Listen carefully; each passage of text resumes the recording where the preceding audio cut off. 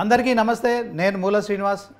Special డిబేట్లోకి స్వాగతం. ఇక ఈరోజు మరి తెలంగాణలో మరొక ఎత్తిపోతల ప్రాజెక్టు ఆగస్టు 15న ప్రారంభోత్సవం కానుంది. ఈ నేపథ్యంలో సీఎం రేవంత్ రెడ్డి గారు మరి ఇక ఖమ్మం జిల్లాలో ఉమ్మడి జిల్లాలో నిర్మించిన సీతారామ ప్రాజెక్టును ప్రారంభించనున్నారు. ప్రాజెక్టు ప్రారంభం అవుతున్న తరుణంలో మరి హరీష్ రావు, మాజీ మంత్రి హరీష్ రావు, అలాగే మంత్రి వ్యవసాయ శాఖ మంత్రి తుమ్మల మధ్య మాత్రం మరొకసారి మాటల యుద్ధం కొనసాగుతోంది. హరీష్ రావు కామెంట్స్కు తుమ్మెల కౌంటర్ ఇస్తూనే మరి ఈరోజు ఆ మీడియా సమావేశంలో కన్నీటి పర్యంతమయ్యారు. ఇంతకీ మాజీ మంత్రి హరీష్ రావు చేసిన కామెంట్స్ ఏంటి, దానికి తుమ్మల ఇచ్చిన కౌంటర్ ఏంది ఒకసారి చూద్దాం. మరి ముందుగా హరీష్ రావు బయటను ఒకసారి చూద్దాం. ఇక ఈ డిబేట్లో నాతో పాల్గొంటున్నారు రమేష్ గారు, కాంగ్రెస్ నాయకులు, అలాగే ఇక ఒకసారి బయట చూద్దాం. ఒక మంత్రి గారు మొదటి పంప్ హౌస్కు బటన్ ఒత్తి నెత్తి మీద నీళ్లు చల్లుకొని భూమికి దండం పెట్టాడు. వెంటనే ఇంకో మంత్రి గారు వెళ్ళి తనకంటే ముందు క్రెడిట్ కొట్టేయాలని ట్రాక్టర్ నడుపుతూ వెళ్ళి ఇది నేనే చేస్తున్నట్టుగా ఇంకో మంత్రి గారు చెప్పారు. అసలు నేను కదా నీటిపారుదల మంత్రి అని నిన్న ఇంకో మంత్రి గారు పోయి ఆయన కట్టుకొత్తి ఇది నాది అని చెప్పి నా సొంతమని మూడవ మంత్రి గారు బయలుదేరినారు. ఇక ఈ ముగ్గురు మంత్రులు క్రెడిట్లో పోయి ఇప్పుడు 15వ తారీఖు నాడు ముఖ్యమంత్రి గారు పోతారట. ఇక రాష్ట్రంలో సీతారామ ఎత్తిపోతల పథకం ఈరోజు గౌరవ కేసీఆర్ గారు తన ఇష్టమైన ప్రాజెక్టుగా ఆయన గారు రూపొందించినటువంటి ఆయన గారు నిర్మించినటువంటి ఈ ప్రాజెక్టు పైన క్రెడిట్ కొట్టేయడానికి కాంగ్రెస్ ప్రభుత్వం ఆపసోపాలు పడుతూ ఉంది. ఈ ప్రభుత్వ వైఖరి గమనిస్తే ఎట్లా ఉందంటే ఔరోం కి షాదీ మే అబ్దుల్లా దివానా అనే సామెత గుర్తొస్తూ ఉంది. 10 సంవత్సరాల్లో బీఆర్ఎస్ ప్రభుత్వం చేసిన కృషి, ఈ ఫలితాలను సాధించిన గొప్ప విజయాలను తమ విజయాలుగా చెప్పుకునేందుకు కాంగ్రెస్ పార్టీ పడుతున్న ఆపసోపాలు, ఈ సర్కారు పడుతున్నటువంటి ఫీట్లను చూస్తూ ఉంటే నవ్వొస్తూ ఉంది. ఖమ్మం జిల్లా కరువు బాధలు తీర్చాలని సీతారామ ప్రాజెక్టు నిర్మాణానికి ఇక హరీష్ రావు మాటలకైతే తుమ్మల ఈరోజు కౌంటర్ ఇచ్చారు. ఒకసారి మరి తుమ్మల బయటను కూడా చూద్దాం. పీసీఆర్ ప్లీజ్ ప్లే తుమ్మల బయట. ఆ నీళ్లు చూడాలనే తాపత్రయంతో వెళ్ళా తప్ప నేను ప్రచారం కోసమో క్రెడిట్ కోసమో ఈ ప్రాజెక్టుల నిర్మాణం చేయలేదు. మీకు అంత కోరికుంటే మరి 5 ఏళ్లలో మీరే నీళ్లు చల్లుకునేద్దు, ఎవళ్ళు అభ్యంతరం పెట్టకపోదురు. మీరు క్రెడిట్ తీసుకుంటే కూడా నాకు బాధ లేదు. 5 సంవత్సరాలు దీని మీద దృష్టి పెట్టలేదు. దానివల్ల ఫారెస్ట్ క్లియరెన్స్ లేదు, టన్నెల్స్ లేవు, స్ట్రక్చర్స్ లేవు, 8,000 కోట్లు ఖర్చు అయింది. దీన్ని ఏదో రకంగా పూర్తి చేపియాలి అని చెప్పి నేను ఈ ప్రభుత్వంలో భాగస్వామిని అయ్యా తప్ప నాకు ఎకరం పొలం కూడా ఈ ప్రాజెక్టు కింద లేదు. వైరా ప్రాజెక్టుకి, లంకాసాగర్ ప్రాజెక్టుకి తీసుకెళ్తుంటే కొన్ని రాజకీయ పార్టీలు సొత్తుపల్లికి తీసుకెళ్ళడానికి ప్రయత్నం చేస్తున్నారని. ఇప్పుడు నాది సొత్తుపల్లి కాదు, నాది ఖమ్మం. అట్లా అనుకుంటే నేను తీసుకొస్తే రఘునాథపాలెం మండలానికి తెచ్చుకోవాలి. కానీ నా ఉద్దేశం అంత సంకుచితంగా ఉండదు. నేను కీర్తి కోసమో, ప్రతిష్ట కోసమో, ఫ్లెక్సీల కోసమో, ప్రకటనల కోసమో, ప్రచారం కోసమో బతికే మనిషిని కాదు. నేను చేసిన పనే నా ఫ్లెక్సీ. ఆ వంతెన చూస్తే నేను కనపడాలి, రోడ్డు చూస్తే నేను కనపడాలి, నీళ్లు చూస్తే నేను కనపడాలి, ఆ బిల్డింగ్ చూస్తే నేను కనపడాలి తప్ప ఫ్లెక్సీ పెట్టే కార్యకర్తను కూడా నేను ఓదారుస్తా. మీ జేబులో 100 రూపాయలు ఖర్చు పెట్టవద్దని చెప్పి బతిలాడతా. దానికోసం మీరు సంపాదించిన కష్టం మీరు ఖర్చు పెట్టుకోబోకండి. మన పని శాశ్వతంగా ఉండాలి, మన ఫలాలు ప్రజలకు అందాలి, వాళ్ళ మోములో చిరునవ్వు చూడాలి, వాళ్ళ మనసులో మన మాట రావాలి. అంతే తప్ప తాత్కాలికమైనటువంటి ప్రచార ఆర్భాటం కోసమో, పేరు కోసమో, క్రెడిట్ కోసమో ఈ తుమ్మల ఆరాట పడలేదు అని చెప్పి విజ్ఞప్తి చేస్తున్నా. సో మరి ఇక సీతారామ ప్రాజెక్టు నిర్మించింది మేమేనని బీఆర్ఎస్ పార్టీ చెప్తుంది. అయితే కాంగ్రెస్ ప్రభుత్వం వచ్చిన తర్వాత మరి అది అత్యంత శరవేగంగా పూర్తి చేశారు. ఈ నేపథ్యంలో మాజీ నీటిపారుదల శాఖ మంత్రి అయిన హరీష్ రావు కావచ్చు, అలాగే ఇప్పుడు మరి వ్యవసాయ శాఖ మంత్రి మరి తుమ్మల నాగేశ్వరరావు మధ్య ఈ ఏదైతే మాటల యుద్ధం కొనసాగుతుంది. ఈ నేపథ్యంలో మరి 10 లక్షల ఎకరాలకు సాగునీరు అందించే ప్రాజెక్టు ఏదైతే ఉందో సీతారామ ప్రాజెక్టుకు మరి రేపు ఆగస్టు 15న మోక్షం కలగబోతుంది. ఈ నేపథ్యంలో మరి గతంలో మేము నిర్మించామని చెప్పుకోవడం కావచ్చు, ఆ క్రెడిట్ మాదని చెప్పుకోవడం కావచ్చు, దానికి మరి గత 25 ఏళ్ళుగా కూడా మంత్రిగా పనిచేస్తున్న తుమ్మల నాగేశ్వరరావు అయితే ఈరోజు మీడియా సమావేశం ఏర్పాటు చేసి హరీష్ రావు వ్యాఖ్యలు ఏవైతే చేశారో దానిపైన కొంత ఆయన ఆవేదన చెందారు. మీడియా ముఖంగానే ఆయన కొంత కన్నీటి పర్యంతమయ్యారు. ఈ నేపథ్యంలో ఇంతకీ ఈ వాస్తవానికి సీతారామ ప్రాజెక్టు నిర్మాణం సంబంధించి క్రెడిట్ ఎవరికి దక్కాలి, దీంట్లో మరి ఓవరాల్గా నీళ్లు నిధులు నియామకాల కోసం సాగించుకున్న తెలంగాణలో 10 ఏళ్ల పాలన బీఆర్ఎస్ పాలన పూర్తయిపోయింది. ఇక మరి 8 నెలల క్రితం డిసెంబర్ 7వ తేదీన మరి అధికారంలోకి వచ్చిన కాంగ్రెస్ ప్రభుత్వం ఇక పెండింగ్లో ఉన్న ప్రాజెక్టులపై కావచ్చు, ఉద్యోగాల కల్పనల విషయంలో కావచ్చు, మరి ఇప్పటికే 30,000 మంది గతంలో బీఆర్ఎస్ హయాంలో ఏదైతే పరీక్షలు నిర్వహించి నియామక పత్రాలు పెండింగ్లో ఉన్నాయో వాటన్నిటి కూడా నియామక పత్రాలు ఇచ్చారు. సో అలాగే ఇప్పుడు సీతారామ ప్రాజెక్టును కూడా రేపు 15వ తేదీన తెలంగాణ సీఎం రేవంత్ రెడ్డి ప్రారంభిస్తున్నారు. ఇది ఇవాల్టి స్పెషల్ డిబేట్. ఇక ఈ డిబేట్లో మనతో పాల్గొంటున్నారు కాంగ్రెస్ నాయకులు రమేష్ గారు, అలాగే దీనికి సంబంధించి ఇక రైతు సంఘం నాయకులు కూడా ఉన్నారు. సో రమేష్ గారు, ముందుగా మీరు చెప్పండి, ఈ బీఆర్ఎస్ నాయకులు మరి గతంలో ఇప్పుడు కాంగ్రెస్ ఏ పని చేసినప్పటికీ కూడా ఇది మా క్రెడిటే అంటున్నారు. సో దీంట్లో మనతో పాటు మాట్లాడేందుకు రైతు సంఘం నాయకులు సాగర్ గారు కూడా ఉన్నారు. సో ముందుగా చెప్పండి, ఇది ఎలా చూస్తారు హరీష్ రావు కామెంట్స్ని? మరి అంత సీనియర్ మంత్రి అయినప్పటికీ కూడా తుమ్మల నాగేశ్వరరావు మరి మీడియా సమావేశంలో మరి ఆయన కన్నీటి పర్యంతరం కావడం ఎట్లా చూస్తారు? చెప్పండి సార్. నమస్తే అండి. ఇప్పుడు వీళ్ళు మనం చెప్పుకున్నట్టు రాష్ట్ర వ్యాప్తంగా ప్రజలందరూ చూస్తూ ఉన్నారు. హరీష్ రావు చేసే సబ్జెక్ట్ కానీ, హరీష్ రావు మాట్లాడే విధానం కానీ, వాళ్ళు ఏం చేస్తూ ఉన్నారంటే, మీకు మొన్న డిబేట్లో చెప్పినట్టు డైవర్షన్ పాలిటిక్స్. ఇప్పుడు వాళ్ళు ఏంటంటే ఇంటర్నల్గా కేసీఆర్ మాట్లాడట్లా, కేటీఆర్ మాట్లాడట్లా, హరీష్ రావు ఏంటంటే ఆయన ఉనికి కాపాడుకోవడం మాట్లాడడం తప్ప ఇంకొకటి లేదు. ఎందుకంటే వాళ్ళు కంప్లీట్ లాస్ట్ గేమ్, ఆ గేమ్ లాస్ అయ్యారు. గేమ్ లాస్ అయిన తర్వాత వాళ్ళు ప్రజెంట్ ఏం చేస్తారో వాళ్ళకి అర్థం కావట్లా. ఇప్పుడు మీరు చూడండి, సీతారామ ప్రాజెక్ట్ మేము హడావుడి చేయట్లేదే, అది జరిగింది, అయిపోయింది, మేము ఓపెనింగ్ చేస్తా ఉన్నాం ప్రజల కోసం.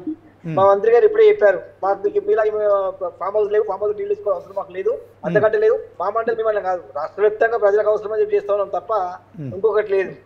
హరీష్ రావు గారు మీరు చూసినట్టయితే ఆయన సరే ఈ సబ్జెక్ట్ అయినా మాట్లాడు, ఓకే. ఇది కాకుండా ఎక్కడ ఒక 1 day గ్యాప్ వచ్చినా నేనేమైపోతున్నాను ఉద్దేశంతో మాట్లాడుతుంది తప్ప ఏదో రకంగా ఉనికి చాటుకోవడానికి ప్రయత్నిస్తుంది తప్ప ఇంకొకటి లేదు. రైతాంగం అంతా చూస్తూ ఉన్నారు. ఈరోజు మేము చేసే రుణమాఫీ కానివ్వండి, ప్రజలకు చేసే విధానం కానివ్వండి, అందరికి అర్థమైపోయింది. బీఆర్ఎస్ సింపుల్ గవర్నమెంట్, ప్రజల కోసం చేసే ప్రభుత్వం మాది. ఓకే, దీంట్లో రమేష్ గారు మా వ్యాఖ్యలు అయితే చేస్తున్నారు. హరీష్ రావు గారు మరి ఇక కాంగ్రెస్ ప్రభుత్వాన్ని తప్పుపడుతున్నారంటున్నారు. సో రైతు సంఘం నాయకులుగా మీరు చెప్పండి సాగర్ గారు, దీంట్లో మరి సీతారామ ప్రాజెక్టుతోనే 10 లక్షల ఎకరాలకు సాగునీరు అందబోతోంది. సో ఇప్పటికే మరి దీనిపైన వేల కోట్ల ఖర్చు అవుతోంది. ఆగస్టు 15న మరి ఇక ఇప్పుడు అధికారంలోకి వచ్చిన కాంగ్రెస్ ప్రభుత్వం రైతు రుణమాఫీకి సంబంధించి 2 లక్షల రూపాయల రుణమాఫీ కూడా చేయబోతున్నారు. అట్ ద సేమ్ టైం మరి ఆగస్టు 15 అంటే మన దేశానికి ఒక చారిత్రాత్మకమైన రోజు. సో ఆ చారిత్రాత్మకమైన రోజున దేశానికి స్వాతంత్రం వచ్చిన ఆగస్టు 15న మరి సీఎం రేవంత్ రెడ్డి అయితే 2 బృహత్తర కార్యక్రమాలకైతే శ్రీకారం చుట్టబోతున్నారు. ఒకటి మనకు తెలిసిందే, ఇప్పటికే మొదటి విడత, రెండో విడత 1 లక్ష రూపాయల రుణమాఫీ కావచ్చు, 1.5 లక్షల రుణమాఫీ పూర్తవుతోంది. ఇక 2 లక్షలు ఏదైతే ఉందో అది కూడా పూర్తి కాబోతోంది.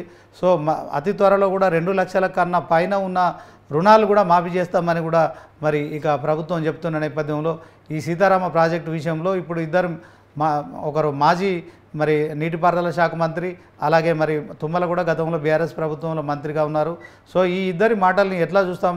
సీతారామ ప్రాజెక్ట్ అనేది మరి దీంట్లో ప్రారంభం కావడం పట్ల ఖమ్మం జిల్లాలో ఎలా ఉండబోతుంది చెప్పండి. వాస్తవంగా సీతారామ ప్రాజెక్ట్ ఏదైతే ఉందో గతంలో ఇందిరా సాగరు, రాజీవ్ సాగరు 2 పథకాలు ఉన్నాయి. అక్కడ గోదావరి నది మీద కడుతున్నటువంటి ప్రాజెక్ట్. ఓకే, ఇక్కడ ఈ ప్రాజెక్టుకి సంబంధించినటువంటి దాంట్లో ఆగస్టు 15వ తేదీ నాడు ప్రారంభం చేస్తున్నామని చెప్తున్నా. వాస్తవంగా ప్రారంభం చేయాలి, ప్రాజెక్టు పూర్తి చేయాలి అనేటువంటిది మొదటి అంశం. దాన్ని పూర్తి అయిపోతే ప్రారంభం చేయడం కరెక్ట్, దాన్ని ఏమి రైతు సంఘంగా రైతులుగా కాదనేది ఏం లేదు. అయితే సీతారామ ప్రాజెక్టుకు ఖర్చు అవుతుంది, సీత తర్వాత రామ రెండు ఉన్నాయి అక్కడ. ఆ రెండుటికి కలిపి 18,000 కోట్ల రూపాయలు ఖర్చు అవుతుంది అనేటువంటిది ప్రభుత్వం యొక్క అంచనా. ఇప్పటికి ఖర్చు అయింది 8,000 కోట్ల రూపాయలు ఖర్చు అయింది. ఇంకా 10,000 కోట్ల రూపాయలు ఖర్చు కావాలి. అయితే ఎక్కడైతే రిజర్వాయర్ సీతమ్మ ప్రాజెక్ట్ ఉందో ఆ రిజర్వాయర్ 36 TMCలతోనే ఉండాలి. గతంలో కాటన్ కట్టినటువంటి బ్యారేజీ దగ్గరనే ఇది పిల్లర్లు సగం అయిపోయినాయి, ఇంకా పిల్లర్లు కూడా వేయలేదు. ఇంకా సెట్టర్లు గాని అక్కడ ఆనకట్ట గాని రిజర్వాయర్ గాని లేదు సీతమ్మకు సంబంధించిన. తర్వాత రామ పేరు పెట్టినటువంటి ఇక్కడైతే సీతమ్మ ప్రాజెక్ట్ లో రిజర్వాయర్ లో 36 TMCల నిల్వ ఉండేటువంటిది ఇది పూర్తయితే దీని నుంచి నీళ్లు పారకం ద్వారా రావాలి. ఈ పారకం ద్వారా వచ్చేటువంటి దగ్గర కూడా ఖచ్చితంగా అక్కడ లాకులు 6 గేట్లు ఉంటాయి. నిన్ననే నేను చూసి వచ్చాను. 6 గేట్లకు సంబంధించినటువంటి దాంట్లో పిల్లర్లు కూడా పూర్తి కాలేదు. కేవలం ఓన్లీ ఐరన్ రాడ్స్ మాత్రమే, కింద బేస్మెంట్ వేసేసి ఐరన్ రాడ్స్ మాత్రమే ఉంటాయి. అది ఎవరు వెళ్ళి చూసినా కనబడదు. ఇప్పుడు కొన్ని నీళ్లు అంటే వరద పోతుంది కాబట్టి, గోదావరి వరద పోతుంది కాబట్టి కొన్ని నీళ్లు ఆ కాలువ ద్వారా అంటే కనీసం మన చెరువుకు తూముకు కాకుండా అలుగుకు కట్టేటువంటి కట్ట కూడా అట్లాంటి కట్టలేదు, మట్టి దాని ద్వారా కొన్ని నీళ్లు వస్తుంది. ఒక 1/2 ఇంచ్ వరద తగ్గిపోయిన గోదావరి నీళ్ళు వచ్చేటువంటి అవకాశం లేదు. అంటే ఆనకట్టనే లేదు కాబట్టి ఆనకట్ట ఉంటే పారకం ద్వారా నీళ్లు రావడం కోసం పెట్టినటువంటి ప్రాజెక్ట్ ఆ దాన్ని అక్కడ ఏమీ పూర్తి కాదు. అక్కడ నుంచి ఒక 20 కిలోమీటర్ల ద్వారా పారకం ద్వారా వస్తే అక్కడి నుంచి లిఫ్ట్ ప్రారంభమైంది.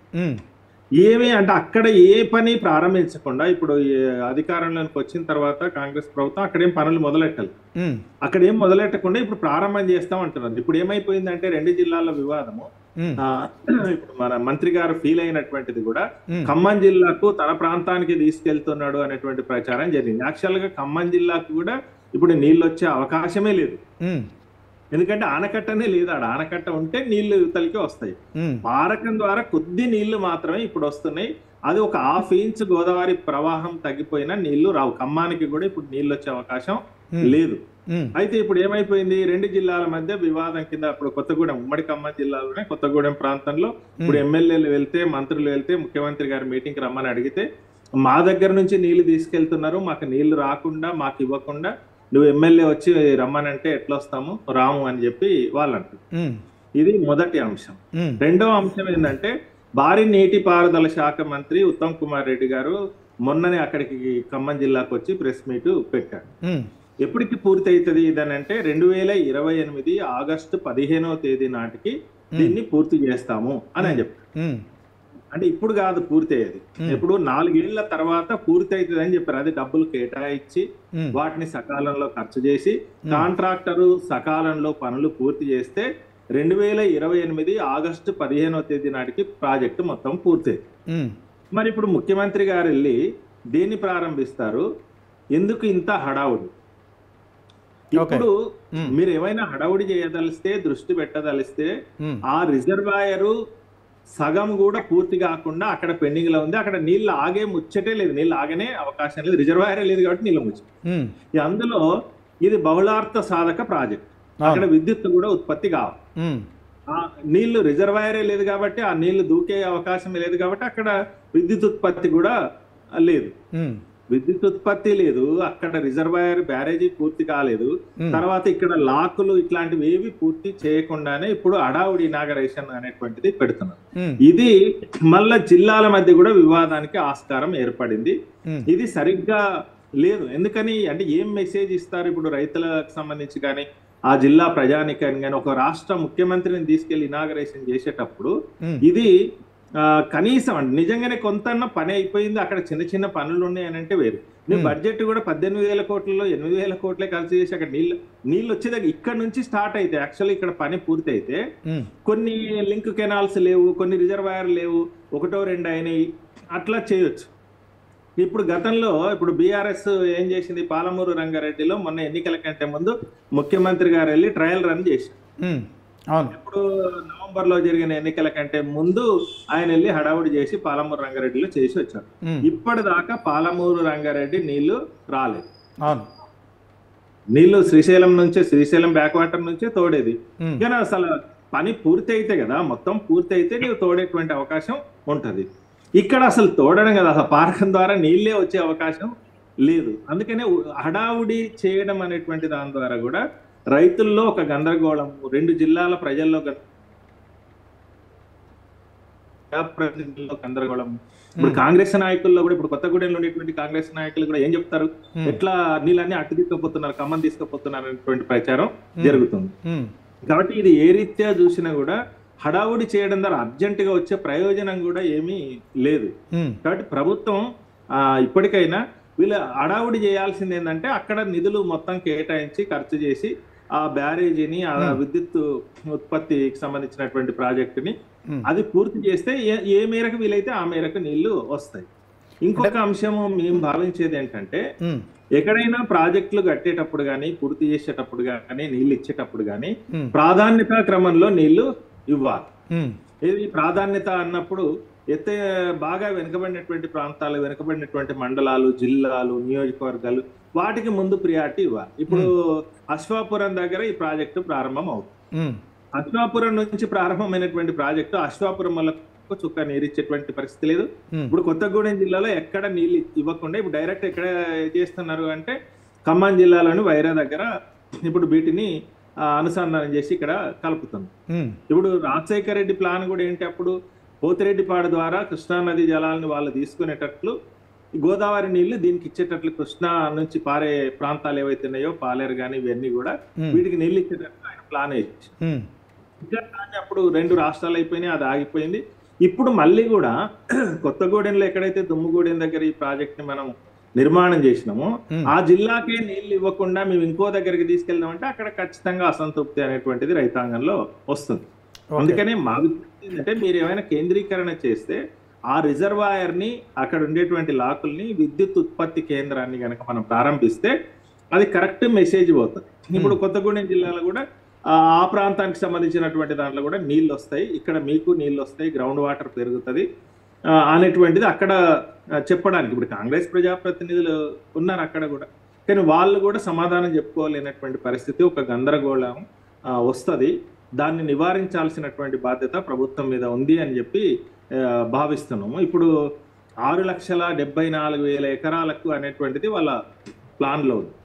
అందులో అత్యధిక భాగము కొత్తగూడెం జిల్లాలో పారాల్సినటువంటి, ఇప్పుడు భద్రాద్రి కొత్తగూడెం జిల్లాలో పారాల్సిన దాన్ని కాదని మీరు ఇప్పుడు హడావుడి చేయడం అనేటువంటిది ఏదైతుందో అది రైతాంగంలో ఒక అనేక అనుమానాలకు కూడా తావిచ్చే అవకాశం ఉంటుంది.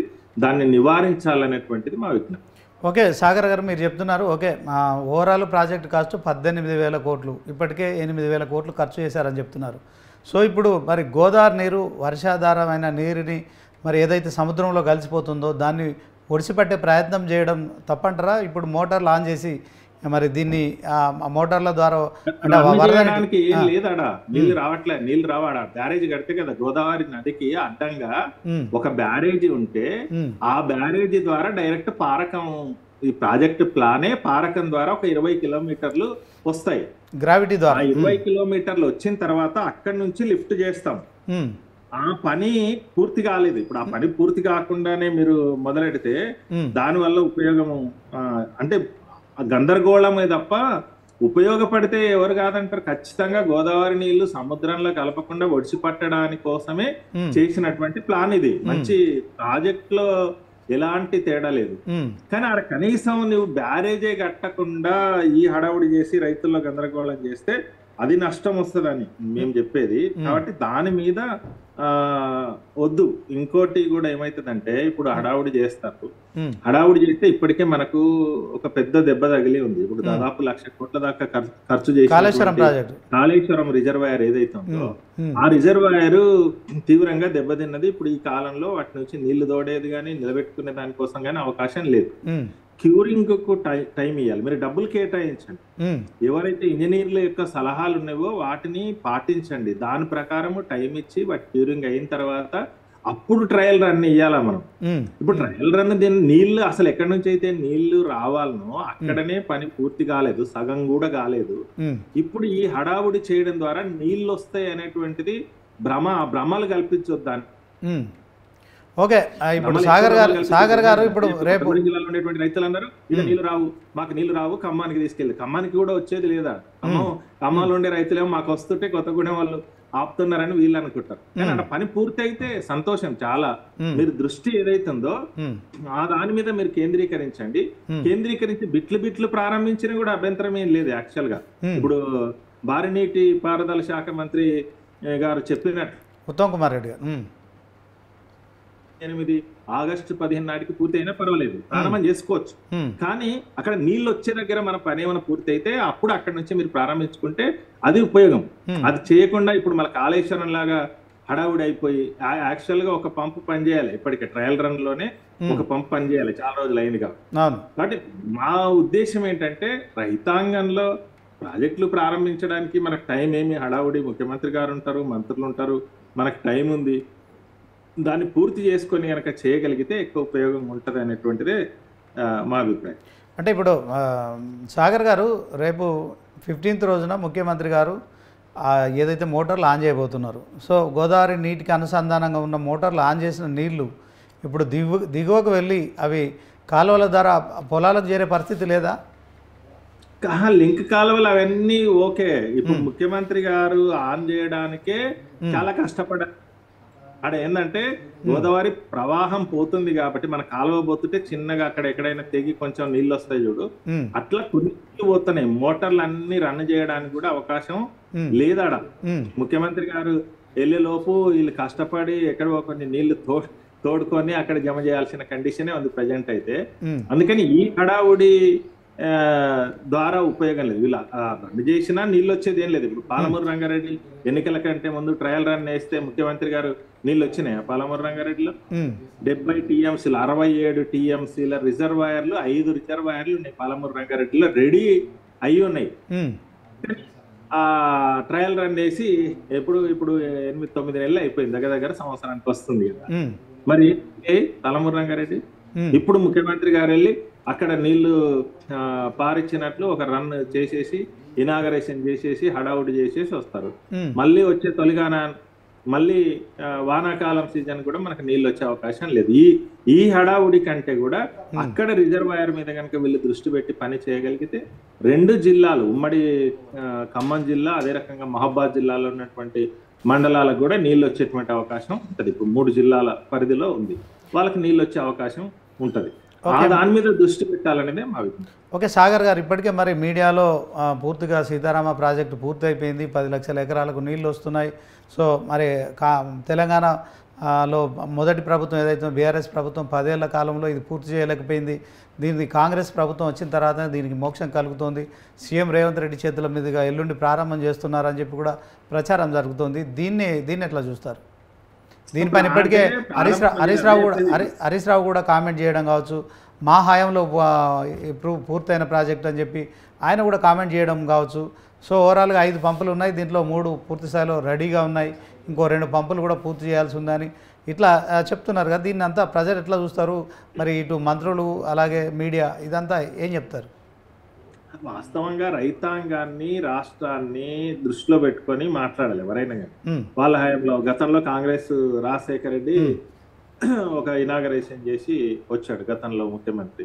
తర్వాత దాన్ని కొంత మార్చేసి ఇప్పుడు కేసీఆర్ గారు దాన్ని 2 ప్రాజెక్టుల కింద చేసేసి ప్రారంభం చేశారు. పనులు నడిచినాయి, కింద పనులు నడిచిన మాట వాస్తవం. పనులు జరిగిన మాట వాస్తవం.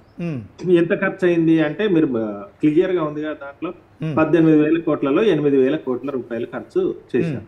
ఇంకో 10,000 కోట్లు ఖర్చు కావాల్సింది అంటే నువ్వు ఎంత ప్రాజెక్టు పూర్తి అయినట్లు 40% పూర్తి అయినట్లు, దాదాపుగా 40% పూర్తయింది. మిగిలిన 60% ప్రాజెక్టు పూర్తి కాకుండానే నువ్వు స్లాబ్లు వేసేసి పిల్లర్స్ వేసేసి గోడలు కట్టేసి గృహప్రవేశం చేసేస్తున్నంటే అట్లా చేస్తే ఉపయోగం ఏంటిది? అదన్నా కనీసం ముహూర్తాల కోసం కొద్దిమంది చేసుకుంటారు. కానీ ఇక్కడ ఏమీ కాకుండానే నువ్వు వెళ్ళి నీళ్లు రన్ చేసి వస్తా అంటే రాజకీయాలు ఒకరి మీద ఒకరు కూడా అక్కడ వాస్తవంగా జరగాల్సినటువంటి ప్రాజెక్టు పూర్తి చేస్తే రైతాంగానికి సంతోషమే కదా, 2 జిల్లాల ప్రజలకు కూడా సంతోషమే కదా. మీరు 2 జిల్లాల వివాదంగా మార్చే పరిస్థితి అక్కడ కనబడతా ఉంది. అదొద్దు. వాస్తవంగా మీరు అక్కడ ఎక్కడైతే ప్రారంభంలో నీళ్లు కావాలంటే రిజర్వాయరే కదా ఫస్ట్. బేసిక్ గా రిజర్వాయరే లేకుండా నువ్వు నీళ్ళు వస్తాయి, 2 జిల్లాలకు వస్తాయి, 10 లక్షల ఎకరాలకు.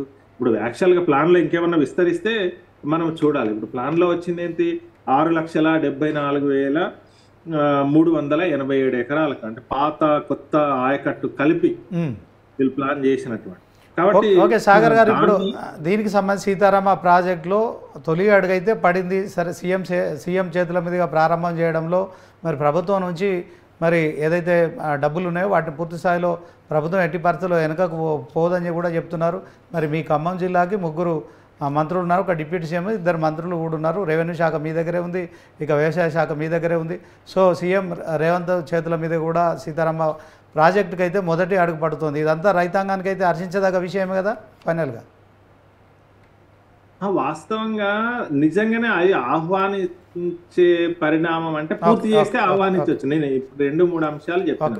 ఎక్కడైతే రిజర్వాయర్ ఉందో రిజర్వాయర్ పూర్తి కాలేదు, డబ్బులు ఎన్నైతే ఖర్చు కావాలనో అన్ని సగం కూడా ఖర్చు కాలేదు. కాకుండానే ఇనాగరేషన్ చేస్తే రైతులకు ఒక మెసేజ్, నువ్వు 10 లక్షల ఎకరాలకు కాదు 1,00,000 ఎకరాలకు కూడా నీళ్ళు వచ్చే పరిస్థితి. థ్యాంక్ యూ సాగర్ గారు. ఇక మరి రైతు సంఘం నాయకులుగా మీ అభిప్రాయాన్ని మాతో షేర్ చేసుకున్న చాలా థ్యాంక్స్. ఇక ఇది ఇవాల్టి స్పెషల్ డిబేట్. మరి ఇదే సమయానికి మళ్ళీ రేపు మరో డిబేట్ను చూద్దాం. చూస్తూనే ఉండండి న్యూస్ 360. నిజం ఆలోచన మారుస్తుంది.